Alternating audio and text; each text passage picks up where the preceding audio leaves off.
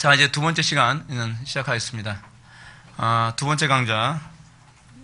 두 번째 강좌는 이제 루터의 그 도피 생활부터 시작해서 루터의 그 죽음까지 우리가 이제 살펴보게 될 것입니다.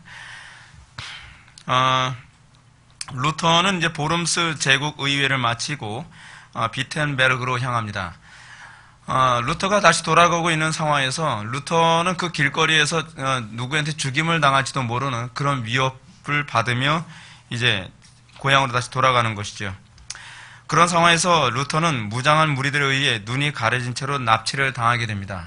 다행히도 그 사람들은 루터를 아끼고 루터를 로마의 그 교회로부터 보호하기 위한 프리드리히 선제후라고 하는 이름이 뭐냐면 황제를 선출할 수 있는 선출권을 가진 사람을 선제후라고 얘기합니다.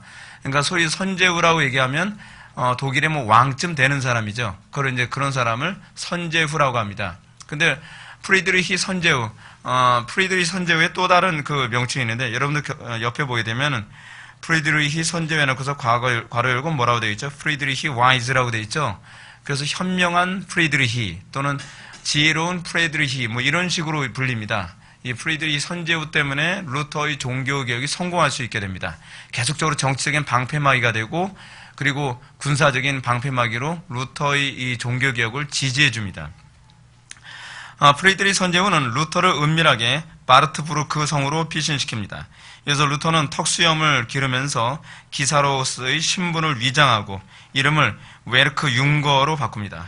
이렇게 해서 바르트 성에서 피신한 동안 루터는 원어 성경에 몰두하고요. 거기서 이제 10개월 동안 여러 책을 저술하고 그리고 구약 성경 번역을 성공해냅니다. 헬라 신약 성경이죠. 죄송합니다.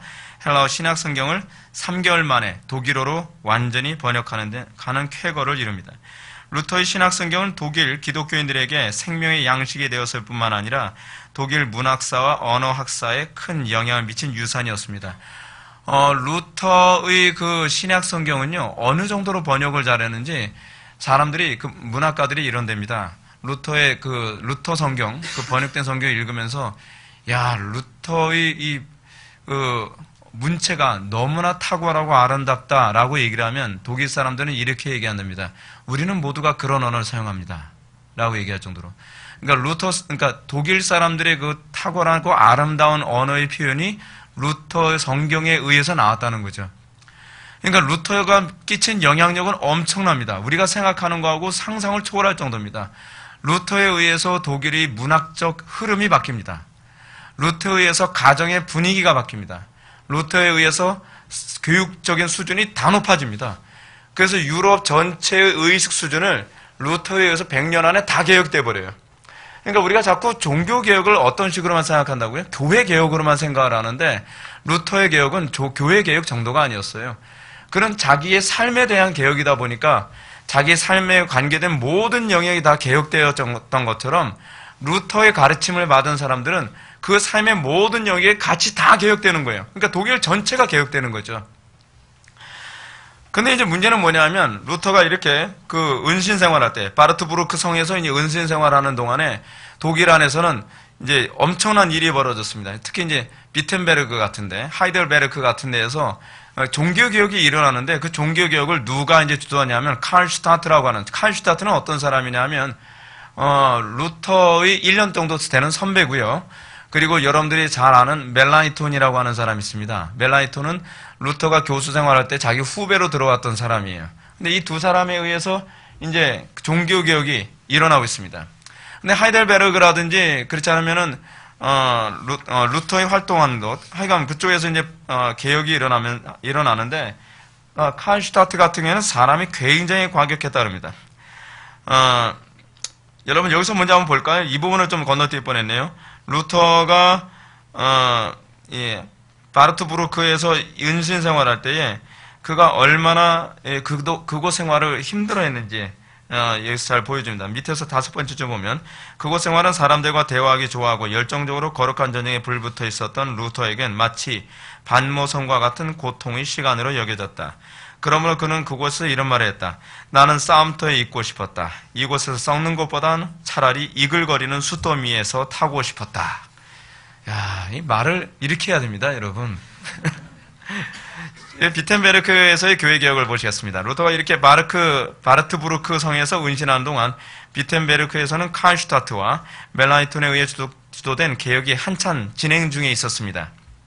그러나 칼슈타트가 이게 학식도 상당히 많고 독창적 있고 열정이 뛰어났는데 문제는 이 사람이 이렇게 정확하지가 않아요, 신학적으로.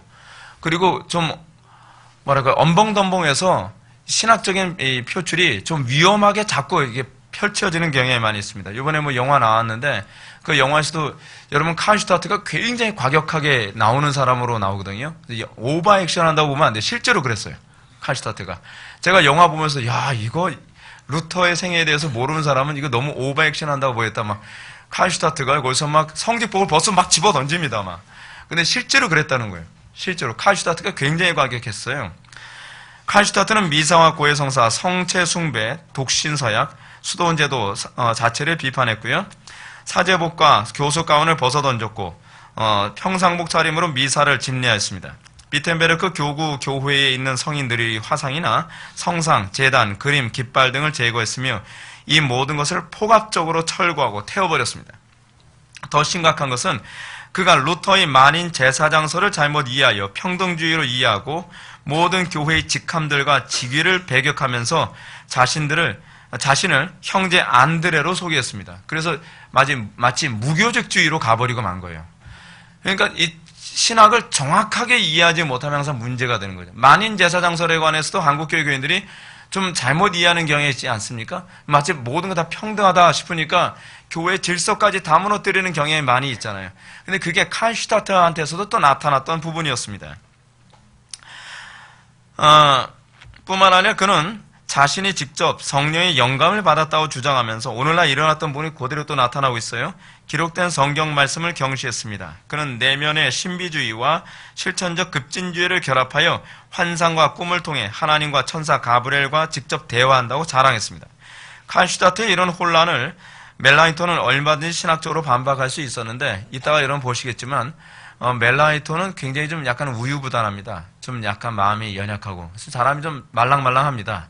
이름이 그래서 멜라이톤 같은데 이 멜라이톤 때문에 사실은 독일의 어떤 신앙 고백서에도 굉장히 안 좋은 영향을 끼치게 됩니다. 이런 소식을 들은 루터는 10개월간의 은신 생활을 접고 1522년 3월에 체포될 위협을 무릅쓰고 혼돈을 잠재우기 위해 황급히 달려옵니다. 루터는요, 이 바르트부르크 성에서 이 소식을 듣고서 곧바로 나와버립니다. 이 개혁이 이러다가는 이상하게 돌아가겠다. 개혁이 망가져야 돼서 생명을 무릅쓰고 다시 나와요. 다시 나오는데 제가 영화의 한 장면을 봤는데 루터가 딱 나오자마자 칼슈타트를 밀어 제껴버리고 횃불 들고 사람들한테 막 휘두른다 막. 근데 진짜 루터가 그 정도로 과격했대요. 실제로는요. 그 장면도 오버액션 아닙니다. 실제로 루터가 그렇게 과격했대요. 자, 그는 개혁의 폭도로 변해버린 수많은 사람들 향해서 다음과 같이 호소했습니다. 명심하십시오. 적그리스도는 다니엘이 말한 듯이 사람의 손을 대지 않아도 파괴되게 되어 있습니다. 폭력을 쓰면 그를 더욱 강자로 만들 뿐입니다. 설교하고 기도합시다. 그러나 싸우지는 맙시다. 이건 모든 강제를 배제하는 것이 아닙니다. 강제는 당국에서만 행사할 수 있습니다. 이게 왜 그러냐면 당시에 루터는 모든 권위가 하나님으로부터 온다라고 하는 그 신앙을 견고하게 붙들었기 때문에 그래요. 근데 루터가 이후에 무력으로 그 카를 5세가 개혁자들을 박해하고 뭐 죽이는 그런 일이 생기니까 이러한 신념을 포기해버립니다. 이건 아닌 것 같다. 5번으로 갑시다. 루터와 독일 농민혁명운동. 루터를 중심으로 독일 전역에 종교개혁이 일어나면서 그를 괴롭게 하는 일들이 일어납니다. 여러분, 제가 이제 루터에 관해서 아주 핵심적인 부분만 얘기를 해서 그렇지 루터는 평생 참 외롭고 괴롭게 생활합니다. 그중 하나 뭐냐면 자기는 정말 종교개혁을 통해서 좋은 결과를 맺을 수 있을 거라고 생각을 했는데 생각지도 않던 이상한 일이 생기기 시작한 거예요. 그것이 바로 농민혁명운동입니다. 이 농민혁명운동을 통해서 사람들이 일어나기 시작합니다. 근데 이런 혁명이 일어나게 된 이유가 뭐냐면 중세 봉건 제도화에서 농민들이 권력자들에게 억압과 착취를 엄청나게 당했어요. 그래서 농민들이 어찌하든 항상 이게 폭발하기 일보 직전의 상태였고 부분적으로 여기저기서 폭발하던 그런 상황이었습니다. 근데 이 사람들이 폭발하던 이런 상황에서 루터의 이 신학적 개념이 그들이 혁명을 하는데 아주 중요한 도화선 작용을 한 거예요. 자, 이런 상황에서 루터의 종교개혁은 농민혁명운동의 기폭제처럼 작용되었는데요. 특히 루터의 작품 그리스도인의 자유에 대하여라는 소책자가 사람들에게 영향을 끼쳤습니다. 사실 이것도 제가 나중에 기회가 있으면 루터의 자유의지론에 관해서 좀 강의를 할 수 있는 기회가 있었으면 좋겠어요. 그러니까 루터의 자유의지론 이 부분은 루터와 그리고 누구죠? 그 당시 에라스무스라고 하는 인문주의자가 자유의지 문제와 노예의지 문제를 논쟁하던 그런 내용들인데, 그거는 우리의 자유의지 문제를 이해하는데 상당히 도움이 많이 됩니다. 그래서 나중에 제가 시간적 여유가 있으면, 시간이 없어요. 제가 이런 걸 자꾸 하기가. 근데 시간적 여유만 된다면 그리스도인의 자유의지에 관한 루터의 주장이 어떤 것인지, 그리고 우리가 어떻게 이해해야 될지 그거를 좀 얘기할 수 있었으면 좋겠어요. 자, 여기서 사람들이 이 루터의 자유의지론 이 책에 굉장히 영향을 받습니다. 왜냐하면 루터는 그리스도인은 누구에게도 예속되지 않는 자유인이지만 모든 사람을 섬겨야 하는 종임을 강조하고 있기 때문에 그렇습니다. 더군다나 사제와 평신도, 귀족의 평민이라는 구조 안에서 만인 제사장 교리는 신분의 평등을 외치는 것으로 이해됐습니다. 이로 인해서 1524년부터 1525년 사이에 대규모 농민운동이 봉기로 확산됩니다. 이들은 루터의 그리스도인의 자유와 만인 제사장 교리를 오해하여 농민들의 혁명적 봉기의 정신으로 삼은 것입니다. 그러므로 농민혁명운동에 참여하는 사람들은 루터를 정신적인 지도자로 따랐어요. 그러나 농민혁명운동의 지도자는, 실제 지도자는 루터가 아니라, 여러분들이 보면 잭슨이 토마스 민처라고 하는 사람이 농민혁명운동을 주도하기 시작합니다. 이 토마스 민처는 루터의 열렬한 추동자이긴 한데, 문제는 루터의 신학을 제대로 이해하고 있지 않을 뿐만 아니라 루터의 신학을 가지고서 사람들을 가르친 사람이 아니라는 게 문제였어요. 그는 급진적인 사회혁명가요, 광신적 신비주의자였습니다. 민처와 루터의 신학사상이 어떻게 다른가를 간단히 한번 살펴봅시다. 먼저 민처는 기록된 말씀이나 성경에 근거하여 설교된 말씀에 입각한 계시론이 아닌 내적 마음, 내적인 말씀이 믿는 자의 영혼 속에 계속 역사한다고 생각했습니까? 그러니까 내 마음속에서 하나님께서 말씀하시면 그게 하나님의 말씀이라는 거예요. 굉장히 좀 위험하죠. 그러니까 예를 들어서 성령께서 내 마음속에 이런 마음 주셨다, 이런 말씀 주셨다, 그러면 그것이 하나님의 말씀이라고 생각하는 겁니다. 상당히 퀘이커 교도적인 그 사고를 갖고 있어요. 근데 이것이 퀘이커 교도적인 사고이면서 칼 바르트적 사고하고 괜히 흡사합니다. 근데 이것이 바로 토마스 민처가 가지고 있는 사고방식이었어요. 굉장히 위험한 사람입니다. 두 번째로, 루터에게 있어서 신앙이란 성경에 나타난 복음적인 약속을, 설교를 듣고서 성령의 조명과 감화 아래 깨닫고 받아들여 결단함과 신뢰에 이르는 것이라고 보았지만, 민처는 하나님의 직접 사람의 영혼에 역사하실 때 신앙이 생긴다고 보았습니다. 이것이 소위 바르트적인 실존주의적 사고방식이죠. 그러면 민처는 루터가 아무리 성경을 씹어먹어도 거기에는 결코 신앙이 될 수 없다고 말하니까, 루터는 민처가 아무리 성령을 삼켜 먹어도 그것은 신앙에 위해서는 아무런 소용이 없다라고 반박했습니다. 마지막 세 번째로, 루터에게 있어서 교회란 말씀을 통해서 성령으로 부름받아 이신 칭의에 이른 성도들과 그리스도 및 성도 상호 간의 교제 내지는 공동체라고 보았습니다. 그러나 이에 대해서 민처는 교회란 보다 확실한 표지를 지닌 가시적 공동체를 뜻한다고 보았습니다. 즉, 내적인 말씀을 깨닫고 경험적 회심을 해본 선민들만의 모임이라는 것입니다. 이런 차원에서 민처가 꿈꾸는 천년왕국은 성직자나 귀족, 평민, 농부 등 모든 인간이 평등하게 사는 그런 사회였습니다. 그는 이러한 하나님의 나라가 속히 임하게 하기 위해서 세상의 악한 세력과 무기를 들고 싸워야 하며 불경건한 사람들을 죽이고 성도들의 왕국을 건설해야 마땅한 것으로 설파했습니다. 이렇게 민처에 의하여 봉기한 농민들은 수도원에 버터 한 조각도 남지 않을 때까지 약탈을 했습니다. 그러니까 소위 이것이요, 민처의 농민혁명운동은 오늘날 소위 혁명주의적 사고를 가진 사람들의 사고가 굉장히 흡사해요. 근데 그것이 이제 루터의 종교개혁 정신을 잘못 이해한 사람들이 나타난 특징이죠. 근데 오늘날 이것이 한국교회 안에서 나타납니다. 소위 개혁파를 추구한다고 하는 목사님들 중에서 어떤 분들은 소위 막시즘적 그 혁명 정신을 개혁파 사고방식하고 이렇게 접목해서 같이 이해하는 사람들이 자꾸 나와요. 그래서 소위 리버럴한 사고방식. 그러니까 우리 개혁파 사고는 결코 막시즘적 사고방식 또는 철학적 자유주의와 우리는 같이 갈 수가 없거든요. 근데 신기하게도 개혁주의를 추구한다는 목사님들이 그들이 가지고 있는 신학적 사고의 이율배반적으로 철학적으로는 소위 막시즘적 사고를 그대로 수용해서 사회적 혁명을 굉장히 지지하는 그런 목사님들이 종종 보입니다. 근데 그건 잘못된 거예요. 그거는 만인 제사장적 개념도 잘못 이해한 것이고 소위 칼빈이 얘기한 그 종교개혁적 사고를 잘못 이해하니까 이 사고가 소위 사회혁명적 개념과 연결해서 가는 것이죠. 근데 이것이 오늘날에만 일어난 현상이 아니라 이미 루터 당시에 토마스 민처 같은 사람들을 통해서도 동일하게 나타났던 거예요.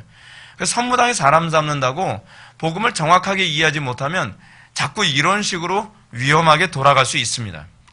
분명히 기억해야 될 것은 기독교 개혁은요, 사회혁명적 개혁하고는 다릅니다. 기독교 개혁에서 가장 첫 번째는 나에 대한 개혁입니다. 나의 죄에 대한 개혁이고, 그리고 나의 죄에 대한 개혁이 자동적으로 가정의 개혁과 교회의 개혁과 사회 개혁으로 가는 것이지, 사회의 구조적 개혁을 뜯어 고치면 사람들 각자가 변할 것이다라고 생각하는 것은 유물론적 사고방식이에요. 결코 같이 갈 수가 없는 사고방식입니다. 자, 이런 농민운동을 행하여 루터는 농민들이 칼을 잡고 무기를 들고 덤빈다면 나라는 살인과 유혈의 참극만이 남을 것이라고 강력하게 비판했습니다. 그리스도께서 검을 사용하지 않으시고 십자가를 지셨던 것처럼 그리스도인들은 자신들을 위하여 칼과 총으로 싸우는 것이 아니라 십자가를 지고 고난과 함께 싸우는 사람들이라고 말했습니다. 농민운동이 독일 전역에 막대한 피해를 끼칠 때 가톨릭의 제후들은 줄곧 루터에게 이 폭동의 책임을 돌렸습니다. 실제로 가톨릭의 역사가 얀센은 현대에 와서까지 루터가 그가 그처럼 강력하게 부정했던 운동의 실제적 원흉으로 몰기 위해 애를 쓰고 있습니다. 그러나 그런 시도는 농민운동이 이전 100년 전부터 시작된 운동이라는 점을 고려하지 않은 시도라고 할 수 있습니다. 이런 위기의 상황은 루터로부터 시작된 종교개혁을 위기에 빠뜨리기에 충분했습니다. 여러분, 루터가요, 종교개혁을 한다고 해서 그렇게 수월하게 사람들이 움직여진 게 아닙니다. 자기가 생각한 것하고 다르게 움직이고요. 그 루터의 책을 읽으면서 가끔가다 제가 눈물이 왈칵 쏟아질 것 같았던 부분이 뭐냐면, 루터가 농민운동 때문에 힘들어하고, 그리고 사람들이 루터가 생각했던 걸 이해를 잘못해서 다른 방향으로만 움직이고 있는 사이에, 여러분 이렇게 되면 어떻게 되죠? 회의감이 들잖아요. 내가 이걸 이렇게 하는 게 옳은가? 굳이 이렇게까지 해야 되는가? 라고 고민하던 상황에서 아까 제가 말씀드렸던 루터의 정신적인 지주 역할을 했던 사람 있죠. 요하네스 슈타우피츠 같은 사람. 그 사람이 이제 그 즈음이 어떤 역할을 하냐면, 루터, 자네는 내가 보기에는 너무 심하게 가는 것 같네. 이것까지는 아닌 것 같네. 이런 식으로 루터의 생각에 많은 혼란을 가중시킵니다. 그런 상황에서 루터가 어디서 죽어요 또. 슈타우피츠가 어디서 죽습니다.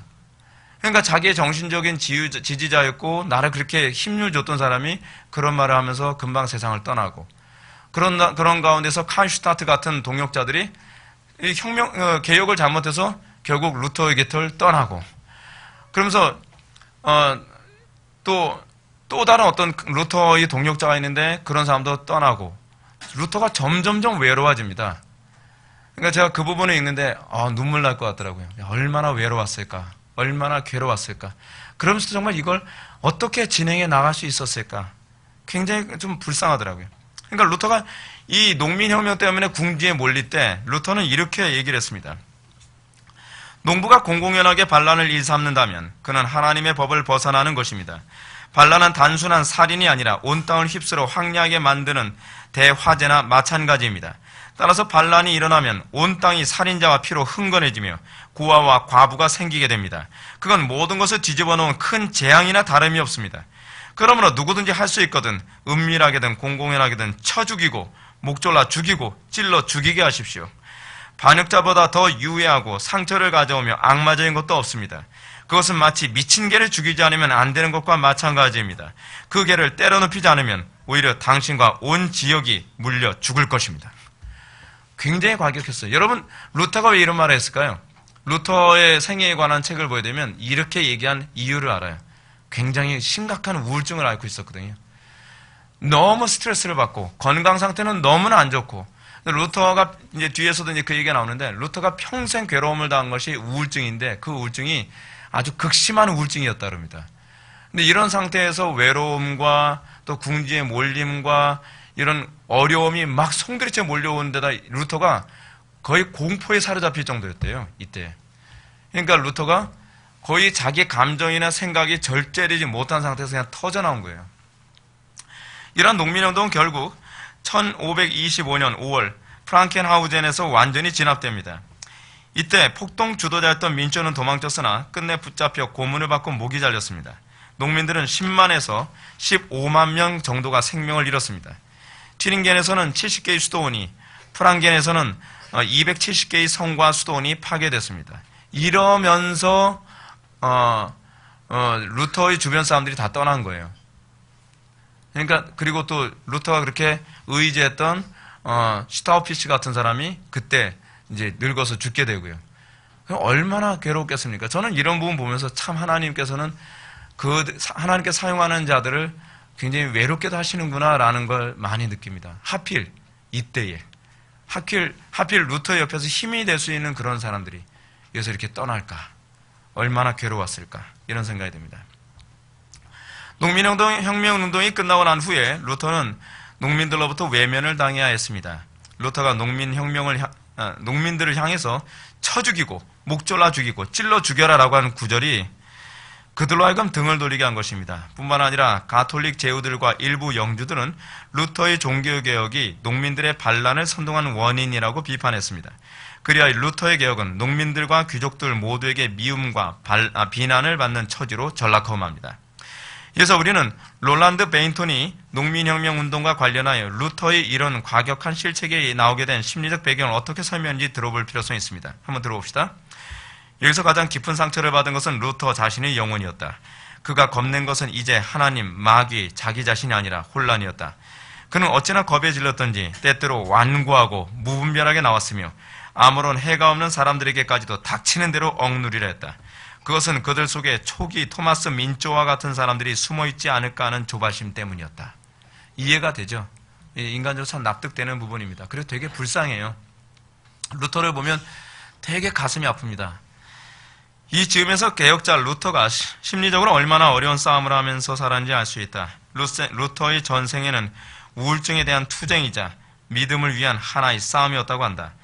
무엇보다 그를 괴롭게 한 것 가운데 하나는 다른 동료 신앙 고백자들이 순교를 당했음에도 불구하고 자신이 아직 살아 있다는 자책이었다고 합니다.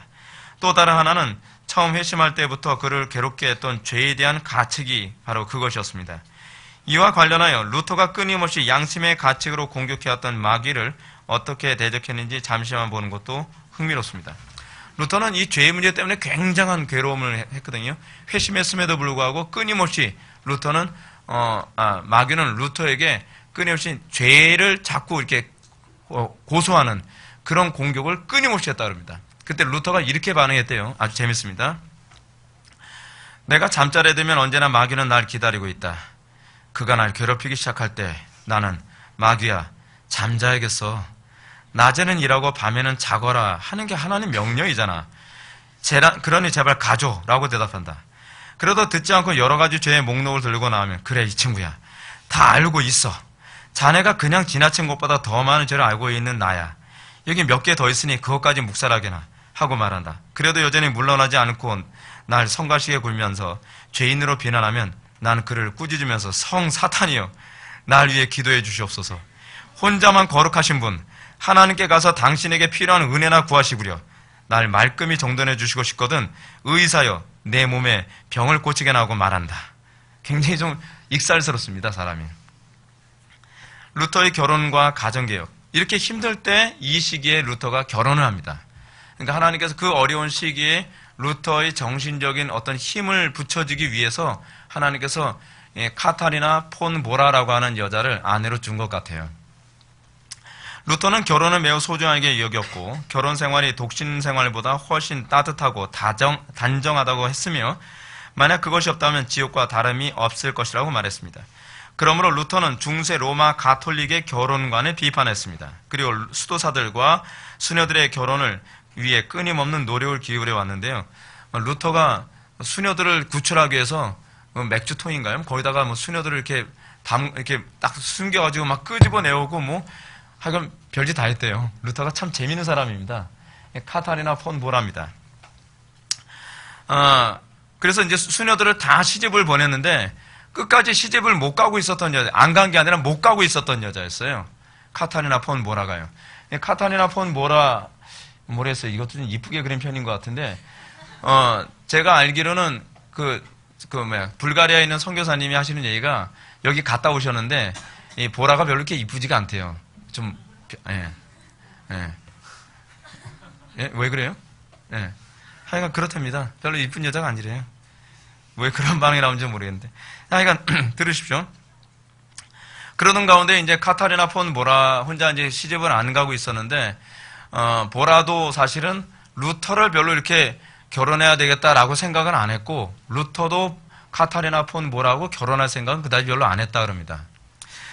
자, 결국 루터 자신도 늙은 나이에 16살 연하의 수녀 카타리나 폰 보라와 1525년 6월 13일 오후 5시 비텐베르크 시 교회 요한 부켄하겐 목사의 주례로 블랙스톤에서 결혼식을 올렸습니다. 이 결혼에 대해서 루터는 이렇게 얘기합니다.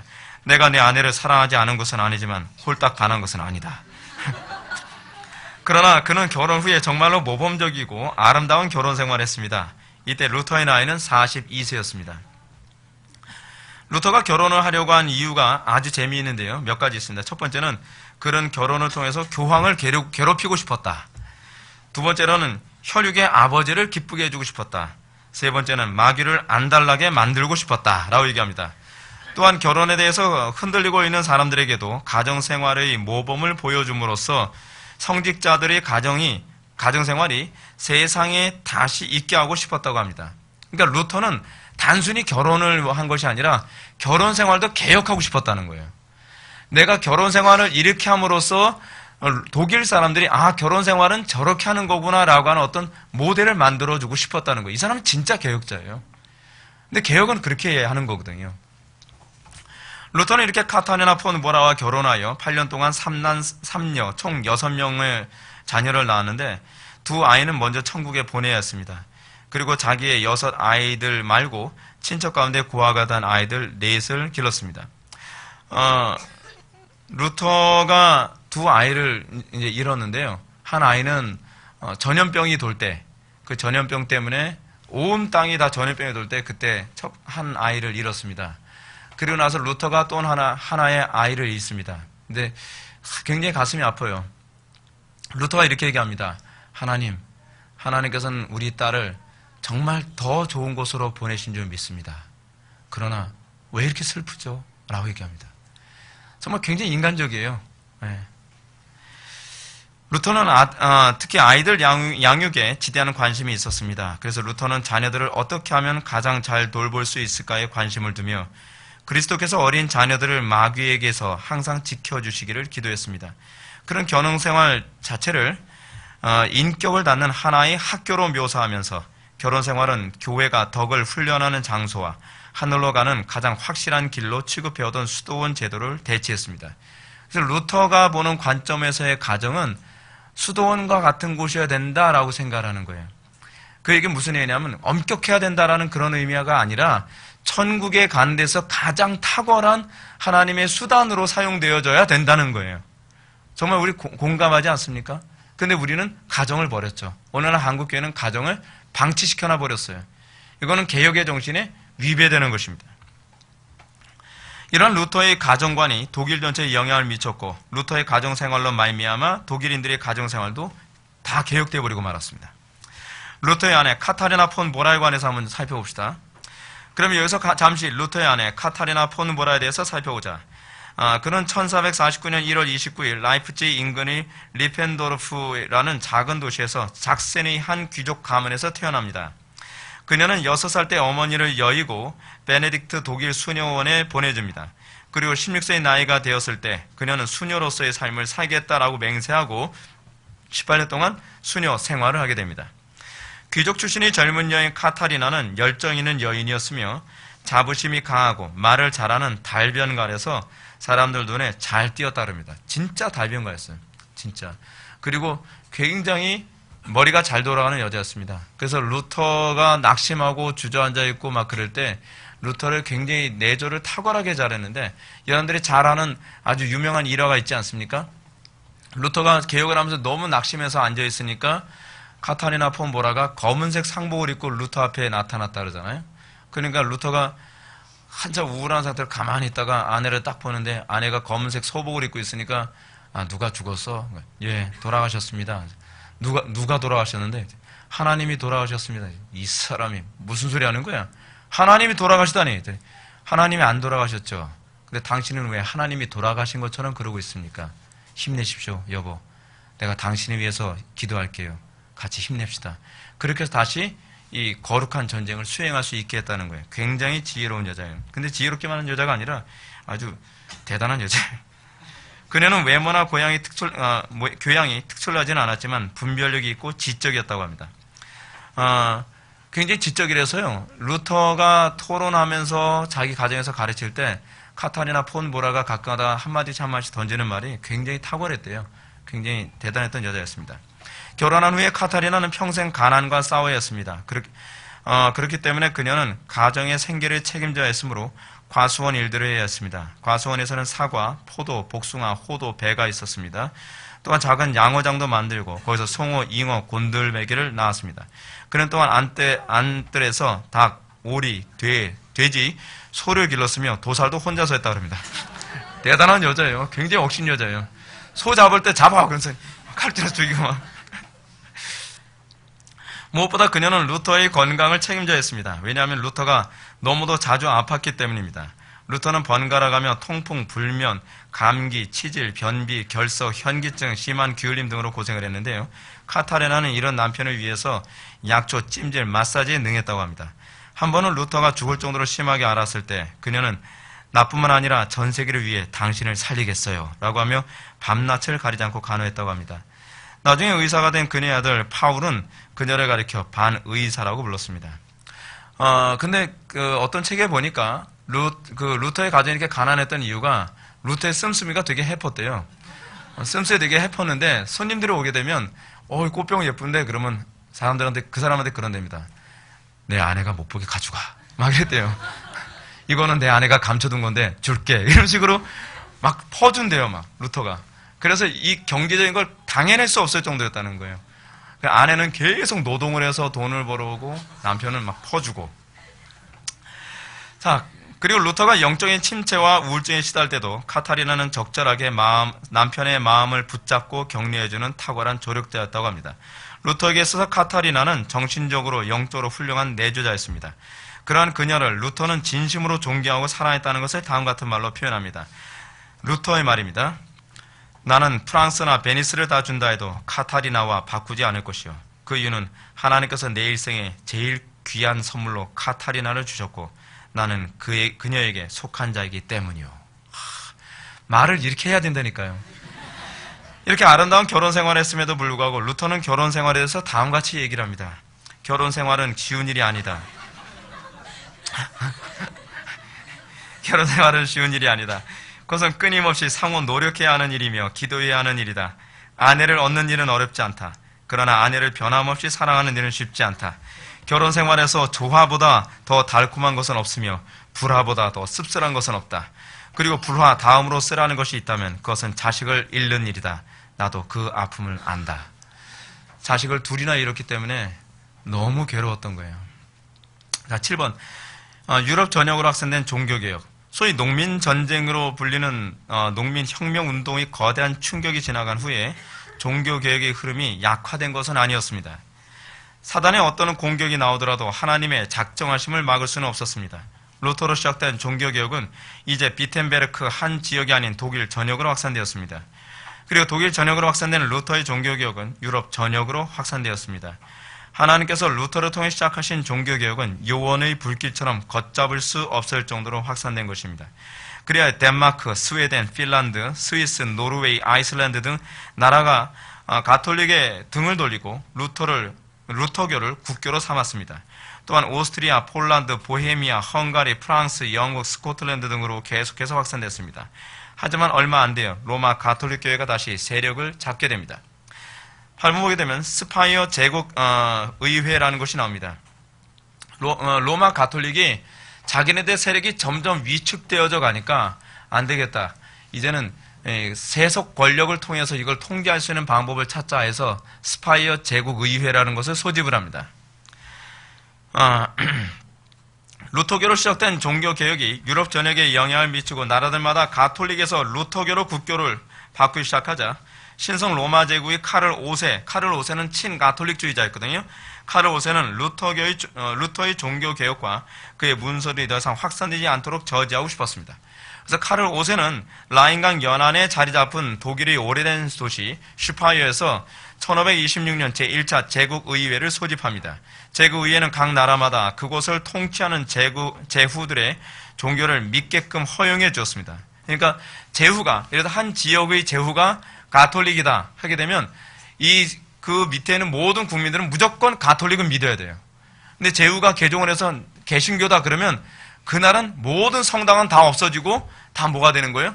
다 개신교가 되는, 루터교가 되는 거예요. 그래서 이 슈파이어 회의에 대해서 동의합니다. 볼까요? 그러나 1차 슈파이어 제국의회 결정이 개신교 세력 확산을 저지하는 데 도움이 되지 않았습니다. 왜냐하면 카를 5세는 그래, 이 왕이 그 가톨릭 신자들이 많으니까 이렇게 법을 정하면 그러면 가톨릭이 더 늘어나겠다. 그렇게 생각을 했는데 생각같이 되질 않는 거예요. 오히려 이 선제후들이 루터교로 막 개종하는 일이 자꾸 생기니까 하루아침에 신부들이 다 쫓겨나오고 하루아침에 다 그냥 루터교로 다 바뀌어버린 거예요. 한 지역과 한 나라가. 그러니까 이게 생각대로도 안 되는 거예요. 그러자 제2차 슈파이어 제국의회를 소집합니다. 이건 안 되겠다는 거죠. 그것은 1차 제국의회 결정을 무효화하고 종교개혁의 불길이 번지는 것을 막기 위한 것이 목적이었습니다. 의회는 개신교를 믿고 있는 주들은 그 종교를 믿도록 허용하되 다른 주들은 가톨릭을 그대로 믿으며 가톨릭 교회의 예배가 어디서나 허용된다는 내용을 통과시켰습니다. 그러니까 예를 들어서 루터교를 믿는 제후들에 의해서 루터교를 믿는다 할지라도 거기서는 가톨릭 예배가 된다는 거예요. 그러니까 얼마나 웃기는 얘기입니까? 이것은 가톨릭을 유리하게 하고 루터교 지역교회를 폐지하려는 결정이었습니다. 루터교 대표단은 다수의 가톨릭파에 의해 결정된 슈파이어 제2차 제국의회의 결정에 반대를 했습니다. 이런 결정에 대해 루터와 멜라니턴, 슈파이어에 있는 복음주의자들은 눈앞의 위협에 굴복하지 않고 복음적 신앙과 양심의 권리를 위해 투쟁했습니다. 이로 인하여 이때부터 개혁자들은 프로테스탄트, 즉 항의하는 자라는 이름을 받게 됩니다.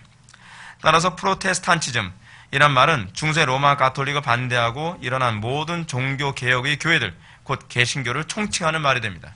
이 슈파이어 의회와 관련해서 굉장히 많은 전쟁이 일어나요. 이런 가운데서 루터가 모든 권력 앞에 무조건 굴복한 필요는 없다. 때로는 힘으로 이것을 대항하고 우리의 신앙을 지켜야 될 필요도 있다라는 것으로 정치에 대한 사고가 바뀌게 됩니다. 루터와 쯔빙글리의 성만찬 논쟁과 개신교 분열을 보도록 하겠습니다. 슈파이어 제2차 제국의회에서 종교개혁이 더 이상 확산되지 못하도록 제동에 걸리면서 루터의 종교개혁은 1521년 보름스 제국의회 이후 가장 위험한 시기를 맞이하게 됩니다. 따라서 개신교는 어느 때보다 하나로 연합하여 공동의 적과 싸워야 했습니다. 이 연합하여 공동의 적과 싸우려면 뭐를 해야 되죠? 그래서 교리적 일치를 해야 되죠. 그래서 교리적 일치를 위해서 루터와 쯔빙글리가 만나가지고, 그러니까 루터교 쪽에는 루터와 멜라니톤이고, 그리고 이 개혁교회, 우리가 믿는 개혁교회 있지 않습니까? 개혁교회 쪽은 이제 쯔빙글리와 마틴 부처가 나와서 서로 신학적인 조율을 합니다. 15개의 그 조항 중에서 14개의 조항은 통과가 됐는데 다 합의를 했어요. 근데 한 가지 조항에 대해서는 계속 이견이 있었어요.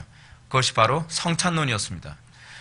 그래서 다른 어떤 것들보다 성찬론에 관한 부분이 내용이 굉장히 많대요. 왜냐하면 논쟁을 엄청 많이 했으니까요. 근데 우리는 이렇게 중요시 여겼던 성찬을 너무 쉽게 여기죠. 우리는 이 문제에 관해서 좀 많이 반성을 해야 될 것 같아요. 우리의 신앙의 선배들은 이렇게 중요시 여겼는데 우리 이걸 너무 가볍게 취급하고 아예 어떤 교회는 성찬 예식을 안 하는 교회도 있다는 거예요. 이건 굉장히 심각하죠. 뭐 1년에 한 번 할까 말까래요. 성찬 예식 해본 지 오래됐는데 뭐 그런 교인들조차도 있어요. 그건 굉장히 역사를 모르는 겁니다.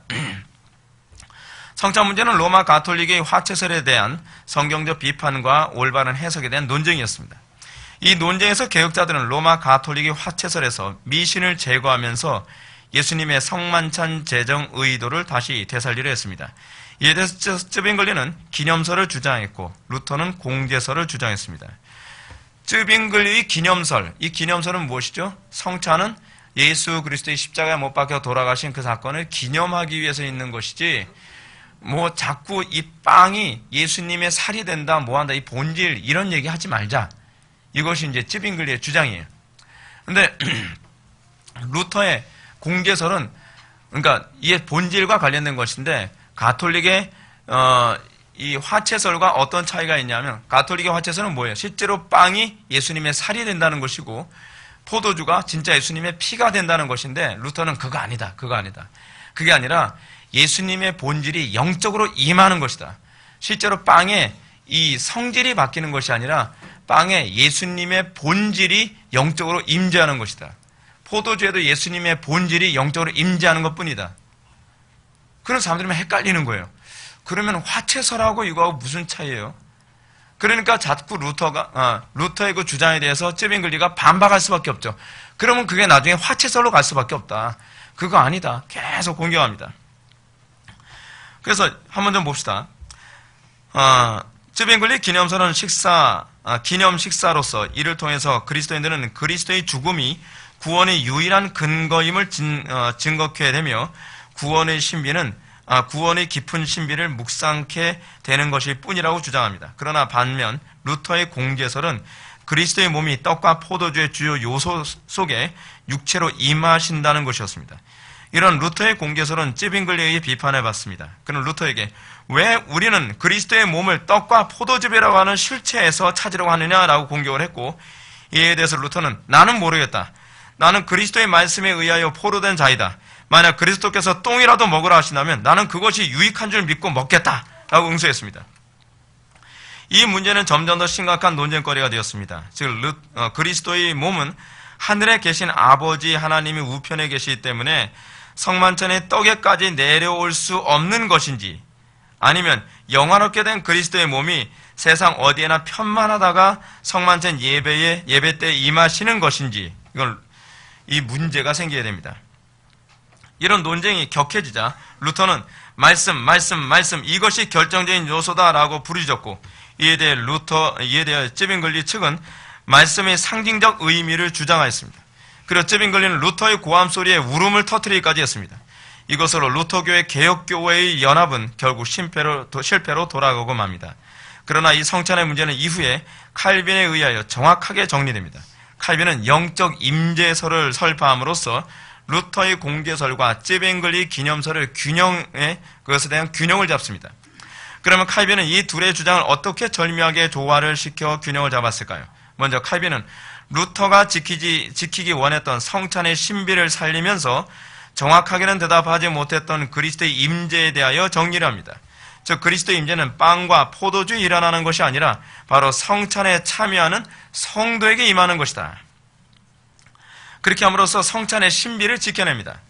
두 번째로 칼빈은 쯔빙글리가 기념설을 통해서 지키기 원했던 성찬의 미신을 제거하는 가르침을 수용하되 성찬의 묵상이 그리스도의 고난과 죽으심을 기념하는 것이 아니라 예수 그리스도의 말씀만을 생명의 양식으로 삼는 것을 묵상하는 것이라고 강조합니다. 이렇게 하여 칼빈은 성찬에서 가톨릭의 미신을 제거하고 성찬의 신비를 보존하는 교리적 체계를 정립하게 됩니다. 기가 막힌 사람입니다. 아주. 10번째, 여기서 성찬에 관한 문제를 다시 한번 얘기합시다.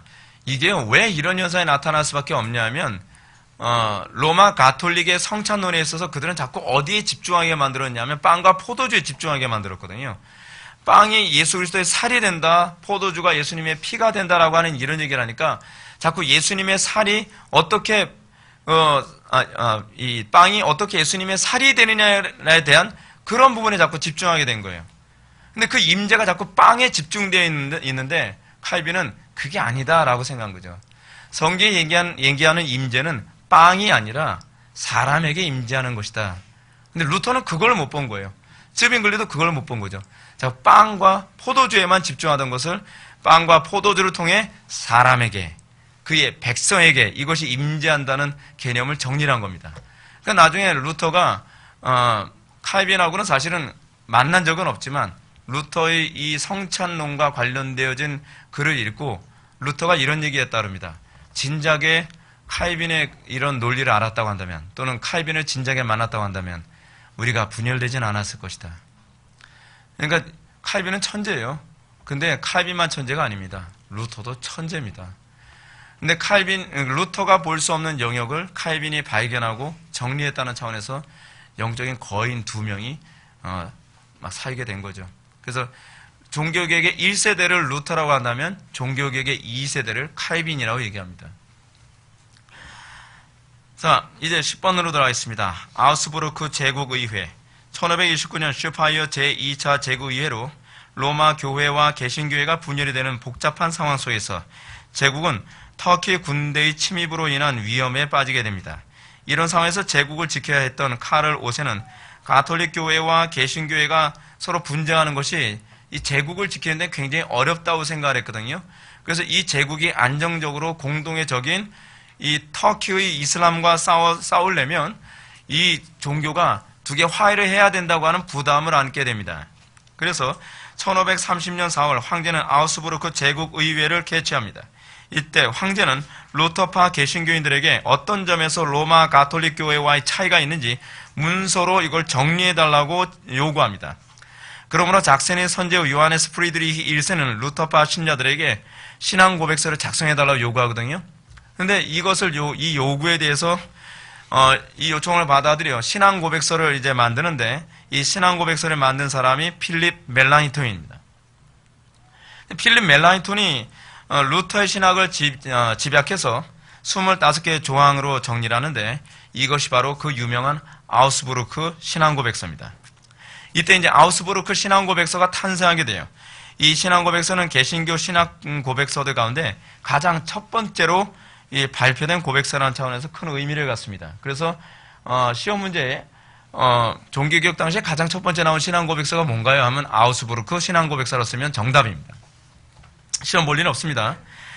자, 근데 문제는 이 신앙 고백서를 작성한 멜라니톤이 좀 어떤 사람이라 했죠?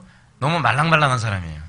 그러다 보니까 강경하게 지켜야 될 건 지키고 주장해야 될 건 주장해야 되는데 그렇지 않았다는 게 문제입니다. 그는 교회의 통일성을 염원하였기 때문에 로마 가톨릭을 따르는 사람들을 자극할 수 있는 내용은 가급적으로 피하면서 프로테스탄트 교도들의 공동 정신을 담으려 했습니다. 따라서 아우스부르크 신앙 고백서는 교황의 수익권 문제, 성자 숭배, 연옥설, 화채설, 만인 제사장설 등의 항목은 삭제하였습니다. 이런 내용에 대해서 루터는 이 신앙 고백서가 좀 더 명확하고 날카로워야 했으며 멜라니톤이 로마 교회에 많은 것을 양보했다라고 지적했습니다. 그럼에도 불구하고 황제와 다수파를 차지했던 가톨릭은 이 신앙 고백서를 거부하고 도리어 요한 에크에 의하여 작성된 반박 문서에 따르라는 명령을 받아야 했습니다. 그러나 루터파 제후들은 이러한 황제의 요구를 따르지 않고 믿음으로 저항합니다. 이후로 1536년 개혁주의 신학자들은 바젤에 모여 제1 스위스 신앙 고백서를 작성합니다. 이것은 쯔빙글리파의 그쪽 계열이죠. 그래서 이 사람들을 개혁파라고 얘기합니다. 개혁주의. 정확하게 얘기하면 개혁파예요. 그리고 1566년에는 블링거도 굉장히 유명한 사람입니다. 이 사람도 우리 개혁파 신학의 아주 중요한 한 정점을 찍은 사람인데, 이 블링거에 의해서 제2 신앙 고백서가 나오게 되고요. 1563년에는 잉글랜드 국교회가 작성한 39개조 신앙 고백이, 그리고 1618년에는 네덜란드 개혁 교회의 기도대 브레드 이런 사람에 의해서 벨직 신앙 고백서가 이제 나오게 됩니다. 1546년에는 그 유명한 웨스트민스터 신앙 고백서가 런던 웨스트민스터 사원에서 비로소 탄생하게 됩니다. 자, 이제 루터의 마지막 사역과 죽음에 관해서 한번 살펴보겠습니다. 루터는 대략 35세, 35세 이후 1520년부터 1546년 임종 때까지 여러 질병들에 인해 병약한 사람이었습니다. 종교 개혁자들은요, 거의가 다 질병 때문에 시달렸던 사람이에요. 너무 일이 많고 고되고 그리고 스트레스를 너무 많이 받았기 때문에 칼빈이 뭐 걸어다니는 종합병원이라고 하는 소리를 들었을 정도인 것처럼 루터도 온몸에 질병을 달고 살았습니다. 그럼에도 불구하고 루터는 쉬지 않고 충성된 종으로 살아갔습니다. 그 결과 그는 죽기 1년 이상 전부터 두통과 안구염증, 시력 상실과 부종 등의 고통스러운 질환에 더하여 극도로 예민한 신경쇠약과 우울증에 시달리고 있었습니다. 루터의 적들은 그가 죽기를 학수고대했습니다. 급기야 1545년에 4년 초에는 그가 죽었다라고 세상에 알리는 거짓 부고가 네이플즈에서, 요즘 일단 나폴리죠. 나폴리에서 인쇄되어 나돌기 시작했습니다. 그 인쇄물에는 터무니없는 이야기가 담겨져 있었습니다. 이 인쇄물에는 루터가 폭식과 폭음으로 시간을 보내면서 교황을 저주하였고 그 자신이 죽음을 예견하면서 주변 사람들에게 자신을 신으로 숭배하도록 강요했다는 내용이 담겨 있었습니다. 또한 그는 성찬을 받자마자 죽었는데 성찬용 빵이 위장에서 역류하여 입 밖으로 튀어나오는 통에 보는 사람들이 모두 기겁을 했다는 억지 주장도 있었습니다. 나아가 그가 매장될 때 천둥과 번개를 동반한 무서운 폭풍이 불어서 사람들은 마침내 루터에 대한 거대한 심판의 날이 온 것이라고 생각하게 되었다고 합니다. 그날 밤에 폭풍이 더 거세졌으므로 다음날 아침에는 그의 무덤이 빈 채로 발견되었는데 무덤으로부터 유황이 타는 듯한 역겨운 냄새 때문에 주변에 다가갔던 모든 사람들에게 질병이 발생했다고 얘기합니다. 그 와중에 많은 사람들이 회개하여 가톨릭교로 나오게 되었다는 등의 어처구니 없는 거짓 내용이 인쇄물에 가득했다고 얘기합니다. 이러한 거짓 인쇄물에 대한 루터의 반응은 매우 재미있었습니다. 루터는 이 거짓 부고장 인쇄물에 대한 확장판을 이탈리아와 독일어로 출판합니다. 이제 나 마틴 루터는 이글로서 증언하는 바이다. 나는 지난 3월 21일 나의 죽음을 기다리는 그 분노에 찬 출판물을 전해받고 무척이나 재미있게 읽었다. 지존하신 교황 폐하에게 돌려져야 마땅한 나에 대한 저주만 빼놓고서 말이다. 마귀와 그의 추종자들인 교황과 교황주의자들이 나를 그렇게도 증오한다는 이 사실이야말로 나의 오른쪽 무릎뼈와 왼쪽 발꿈치를 꿈틀거리게 할 만큼 나를 유쾌하게 만드는군. 하나님께서 그들을 마귀로부터 돌이키게 해주시길 바란다. 그러나 사망에 이르게 할 그들의 죄를 위한 나의 기도가 응답되지 못한다면 주께서 그들의 불법의 잔을 빠르게 채우도록 허락하실 것이며 또 이런 글을 쓰는 것 외에는 그 어떤 위로나 기쁨도 그들에게는 허락되지 않을 것이다. 이렇게 루터를 향한 로마 교회의 공격은 죽음을 앞둔 루터에겐 조금의 자비도 보이지 않았습니다. 이렇듯 루터는 수많은 질병과 대적자들의 공격에 시달려 했습니다. 그는 많이 지쳤고 침울했습니다. 그래서 그는 하나님의 품으로 가기를 소망했습니다. 그럼에도 불구하고 루터는 자기의 소명에 조금도 게으름을 피우지 않았습니다. 그가 말년에 병들고 늙은 몸을 가지고 얼마나 충성된 삶을 살고 있었는지 그가 브레멘의 프롬스트 박사에게 보낸 편지 내용을 통해서 잘 알 수 있습니다. 나는 완전히 고갈되어 머리가 멍한 상태로 이 글을 쓰고 있다오. 이제 한쪽 눈은 보이지도 않는 이 늙은이가 거반 죽게 된 지금 조금이나마 휴식을 취할 수 있었으면 좋겠다고 바랄 뿐인데 이건 당연한 것이 아니겠소. 그렇지만 나는 여전히 써야 할 글과 설교, 강의와 사역이 너무 많아요. 나는 세상이 걱정스러운데 세상은 오히려 이런 나를 걱정하고 있구려. 나의 마지막은 아마도 할 일이 없이 여관을 떠나는 투수객같이 같을 게야. 이제 내 유일한 기도는 하나님께서 나의 말년에 은혜를 베푸셔서 아무 미련 없이 세상을 하직하는 것이라네. 이렇게 충성된 군사였던 루터는 이렇게 병들고 늙고 한쪽 눈도 보이지 않는 상황에서 매일 강의를 하였고 매주 대여섯 번씩 설교를 하고 거의 매달 책을 썼습니다. 또한 트렌트 회의와 관련하여서는 트렌트 회의는 뭐냐면 안티 프로테스탄트 회의라고 하면 그렇게 이해하면 됩니다. 그러니까 기독교를 파멸하기 위해서 어떻게 하면 기독교를 공격할 수 있을까 하는 회의를 했는데 그것이 바로 트렌트 종교회의입니다. 이 트렌트웨이에 관련해서는 교황제에 대한 저서를 집필합니다. 루터는 1546년 2월 18일 화요일 자기가 태어난 아이슬레벤에서 새벽 2시 반경 만 62세의 일기로 위암 혹은 협심증으로 사망합니다. 그는 자신이 예상한 대로 태어난 고향이 그의 사망지가 되었습니다.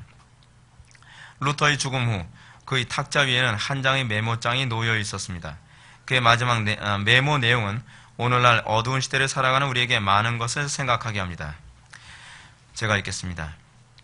5년간 목회자로 살았다면 버즐이 목가시를 이해할 사람은 없다. 5년간 농부로 살지 않았다면 버즐의 농경시를 이해할 사람은 아무도 없다. 25년간 폭넓은 교류와 국가사업에 관여하지 않았다면 키케로의 서간집을 정확하게 이해할 사람이 없다.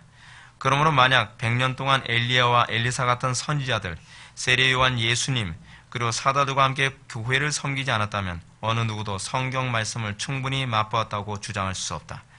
버즐이 서사시 아이네스를 분석하듯 이 거룩한 말씀을 다루지 말고 말씀 앞에 엎드리고 순복하라. 우리는 하나님 앞에서 구걸하는 거지들이다. 이것이 참이다. 다 같이 기도하겠습니다. 사랑이 많으신 하나님 아버지, 우리가 오늘 시간 루터의 생애와 그의 신앙과 그의 신학 사상을 짧게나마 요약해서 우리가 살펴보았습니다. 하나님께서 우리에게 허락하여 주신 위대한 신앙의 선배를 우리가 다시 본받게 하여 주시고 우리의 삶 속에서도 그의 성실함과 그의 신앙이 열매를 맺을 수 있도록 은혜 베풀어 주옵소서. 오늘날처럼 신앙이 어두운 시대에 우리가 길 잃지 않게 하여 주시고 우리가 하나님의 말씀을 머리로만 아는 것이 아니라 우리가 하나님의 말씀을 몸으로 준행함으로 그 말씀을 뼈로 깨달을 수 있는 은혜를 허락하여 주옵소서. 예수님의 거룩하신 이름으로 기도올옵나이다. 아멘.